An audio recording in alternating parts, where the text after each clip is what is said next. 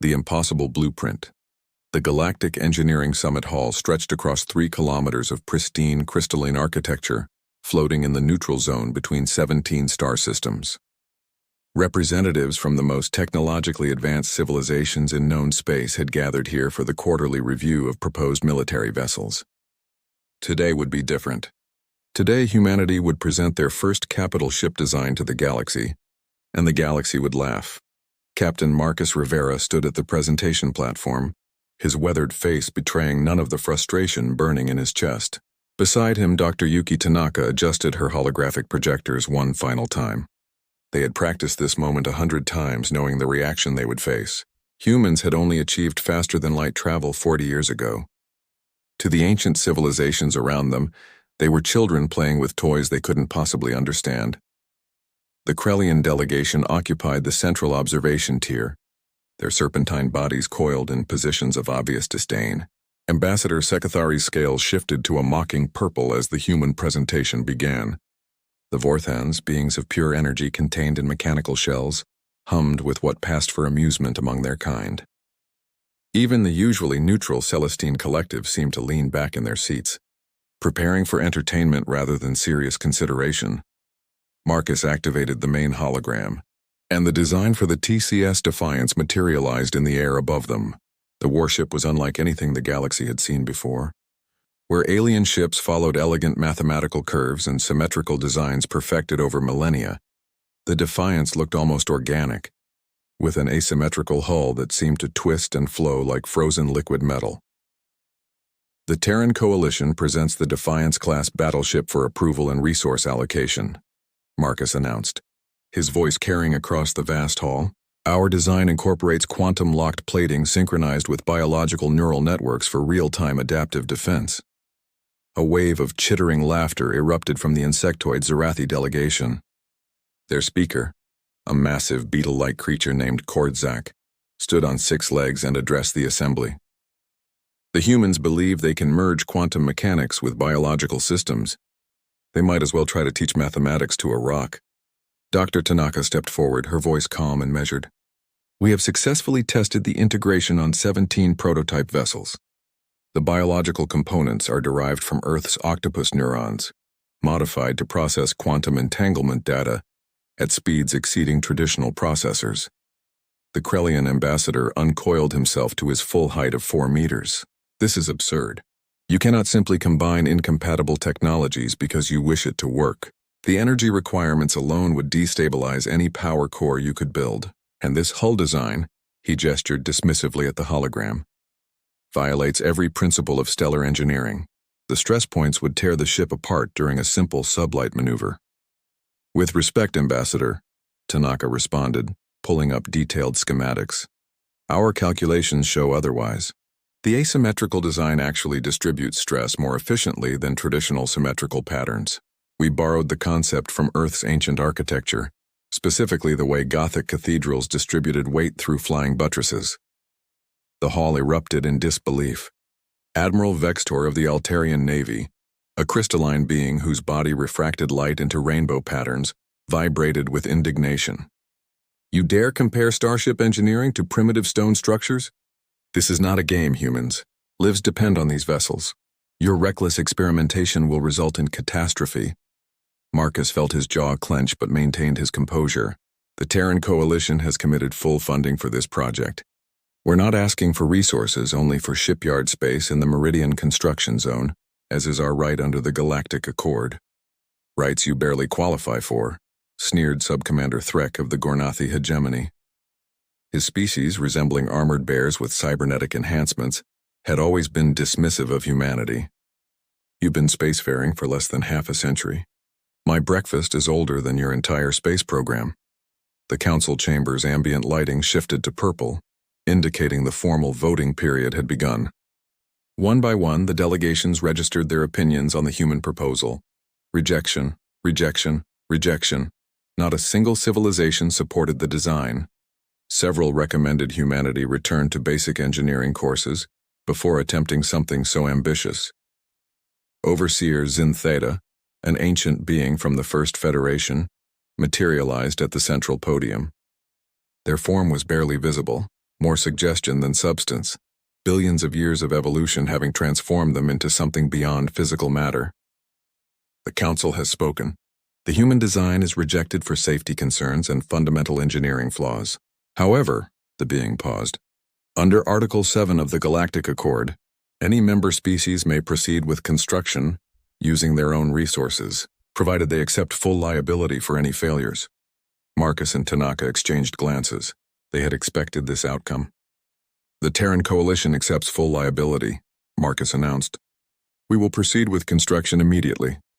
The laughter that followed them out of the hall was almost deafening. The Zerathi delegates were literally rolling on the floor, their carapaces clicking with mirth. The Krellians hissed jokes about primitive apes trying to build starships from sticks and mud. Even the normally stoic Vortons pulsed with amused energy patterns. 3 days later, human construction crews arrived at Meridian Station's Dock 7, the least desirable construction bay in the entire facility. It was tucked away in the station's oldest section, with outdated equipment and failing gravity generators that made half the bay a nauseating experience of fluctuating gravitational fields. The other species had deliberately assigned them this space, expecting the humans to give up when faced with such poor conditions. Instead, Chief Engineer Roberto Silva cracked his knuckles and grinned. "Perfect," he said to his team. "The gravity fluctuations will actually help us test the quantum-locked plating under variable conditions." The construction method itself became a source of entertainment for the station's other occupants. While alien species used precise nanite swarms and molecularly perfect assembly robots, humans showed up with what looked like ancient welding equipment, mechanical cranes that groaned under stress, and teams of workers in bulky spacesuits manually fitting pieces together. They played loud music from Earth, something called heavy metal that made the Celestine diplomats flee the nearest 3 sectors. Dr. Tanaka oversaw the integration of the biological components, growing the neural networks in specialized tanks that looked more like aquariums than military hardware. The octopus neurons were suspended in a specially designed gel that allowed them to form connections at an exponential rate. Alien scientists who came to Mach stayed to stare in confusion as the neurons began self-organizing into complex patterns no one had predicted. Week by week, the Defiance took shape, and it looked nothing like what the aliens expected. The hull seemed to ripple even while solid, its quantum-locked plating creating optical illusions that hurt to look at directly.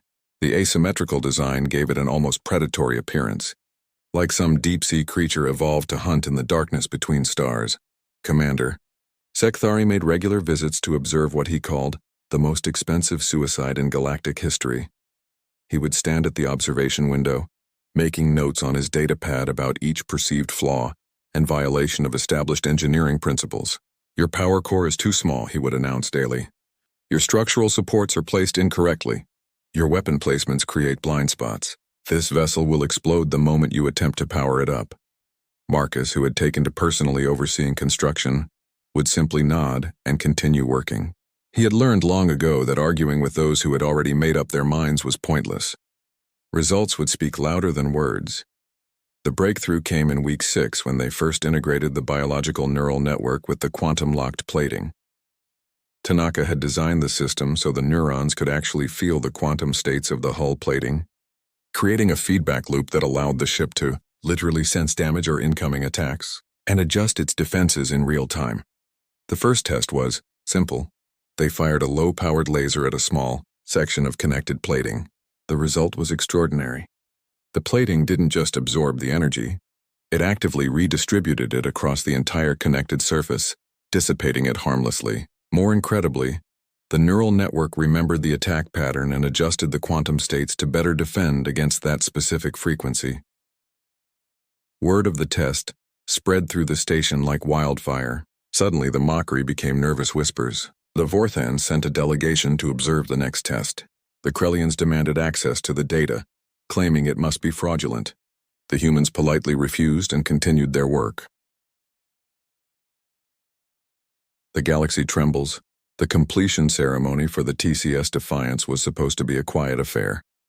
The Terran Coalition had planned a simple activation sequence, some basic system tests, and perhaps a short sublight cruise around the station to prove the ship wouldn't immediately explode. The galaxy had other plans. Admiral Vextor had arranged for the Galactic News Network to broadcast the event live to 12 billion viewers across known space. The title of the broadcast was Humanity's Folly, the Ship That Couldn't. Betting pools had been established on how many seconds the vessel would last before catastrophic failure. The Gornathi had wagered 17 million credits that it wouldn't even successfully power up. Captain Marcus Rivera stood on the bridge of the Defiance, surrounded by his human crew. The bridge itself was another source of alien confusion. Instead of the clean, minimalist designs favored by advanced species, it was cramped, filled with manual override switches, analog backups, and screens displaying information in overlapping layers that seemed chaotic to outside observers. All stations report ready. Captain, announced Lieutenant Commander Sarah Walsh from the operations console. Around her, 30 humans sat at various stations, each monitoring different aspects of the ship's revolutionary systems. Dr. Tanaka stood at the neural interface station, her hands resting on biofeedback panels that connected her directly to the ship's living neural network. The neurons are excited, she reported with a slight smile. They can sense something is about to happen. Marcus nodded and opened a channel to Meridian Station. Control, this is Defiance, requesting clearance to initiate power-up sequence. The response came from a bored Altarian traffic controller. Defiance, you are cleared for power-up. Emergency response teams are standing by. The last part was said with barely concealed amusement. All hands, this is the captain, Marcus announced shipwide. Today we show the galaxy what humanity is capable of. We've been called primitive, reckless, and ignorant. They say our ship is impossible. Let's prove them wrong. Initiate startup sequence. The power core, that supposedly too small reactor that violated every known equation, hummed to life. But instead of the steady vibration alien ships produced, the Defiance pulsed like a heartbeat. The biological neural network was synchronizing with the reactor, creating a rhythm that spread throughout the entire vessel. On Meridian Station, warning alarms began screaming. Energy readings from the Defiance were off the charts, but not in the way anyone expected. Instead of unstable spikes indicating an imminent explosion, the readings showed perfectly controlled power distribution, unlike anything in their databases. Quantum lock plating online, reported Ensign Chen from the Defensive Systems Station. Neural network is, sir, it's singing. Indeed, the neural network had begun generating harmonic frequencies that resonated through the hull. The sound was hauntingly beautiful, like whale songs echoing through an ocean of stars. Navigation systems online, called out Lieutenant Torres. The asymmetrical design is actually creating stable warp geometry. We're generating a subspace field with 40% less energy than standard designs. Ambassador Sekthari slithered closer to the observation window, his scales rapidly shifting colors indicating extreme agitation. This is impossible, he muttered. Those readings can't be correct. The Vorthon delegation's energy forms flickered with what could only be described as panic. Their leader, Prime Conductor Zeph, materialized directly in the station's command center. Those power readings indicate the humans have achieved 93% energy efficiency.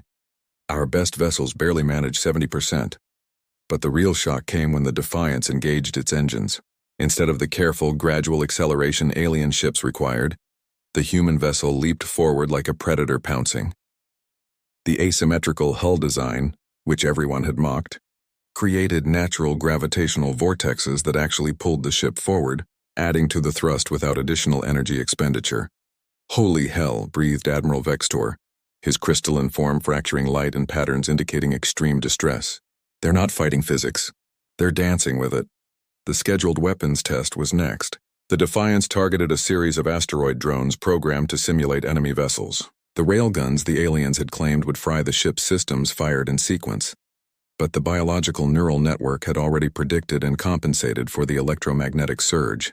More incredibly, it learned from each shot, adjusting the firing solutions in real time for improved accuracy. The plasma weapons were even more impressive. Instead of standard targeting computers, the octopus neurons could actually feel the gravitational distortions around the target asteroids, predicting their movements with an accuracy that bordered on precognition. All targets destroyed, Walsh reported. Time to completion, 18 seconds. That's a new galactic record for this class of exercise. The viewing galleries on Meridian Station had gone silent. Thousands of aliens from dozens of species watched in stunned disbelief as the impossible ship, performed maneuvers that violated everything. They thought they knew about engineering. Then the emergency alarm sounded. A Zephyron war fleet materialized. At the edge of the system, their sleek black vessels dropping out of hyperspace in perfect formation. The Zephyrons were pirates, raiders who struck at shipyards to steal technology and resources. They had chosen this moment deliberately, knowing the station's defenses would be minimal during what everyone assumed would be a failed ship test. 37. Zephyron vessels detected, the station's defensive coordinator announced with barely controlled panic. All combat-capable ships are at least 3 hours away. Meridian Station is defenseless. The Zephyron commander's message crackled across all channels. Surrender the station and its contents, or we will take them by force. You have 5 minutes to comply. Marcus looked at his crew. They had trained for combat, but the Defiance had never been in a real battle. The ship was barely tested, its revolutionary systems unproven in actual warfare. By all rights, he should power down and let the station handle negotiations. Instead, he smiled. Dr. Tanaka, wake up the neurons completely. All hands, battle stations. Let's show these pirates what happens when you interrupt humanity's moment. The Defiance turned toward the Zephyron fleet with a grace that shouldn't have been possible for a ship its size. The asymmetrical hull created unpredictable sensor shadows, making it difficult for the pirates to get accurate targeting locks. Sir, Tanaka reported, the neural network has analyzed their attack patterns from historical data. It's already predicting their most likely strategies. The Zephyrons opened fire first, massive energy beams lancing through space toward the station. The Defiance moved to intercept, and its quantum-locked plating did something extraordinary. Instead of simply absorbing or deflecting the energy, it channeled it through the hull's quantum matrix and redirected it back at the attackers, amplified by the ship's own power core. The lead Zephyron vessel's shields collapsed instantly, its captain barely managing to evade the returned fire.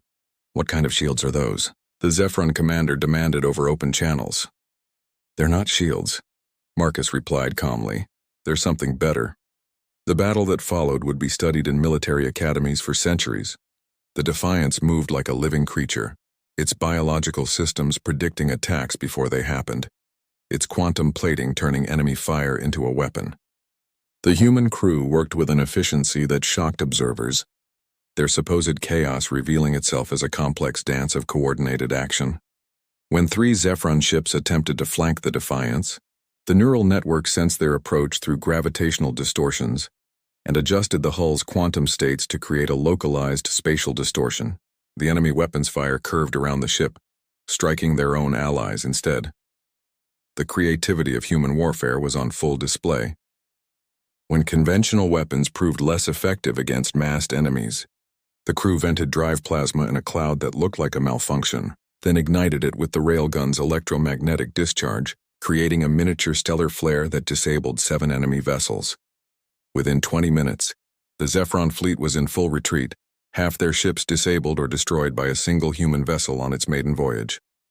The pirates jumped to hyperspace, their commander's final transmission a mix of fear and awe. What are you? We're human, Marcus replied simply. The aftermath was immediate and profound. Every major civilization demanded access to the Defiance's specifications. The Krellian Empire offered a formal apology and 1 trillion credits for the construction plans.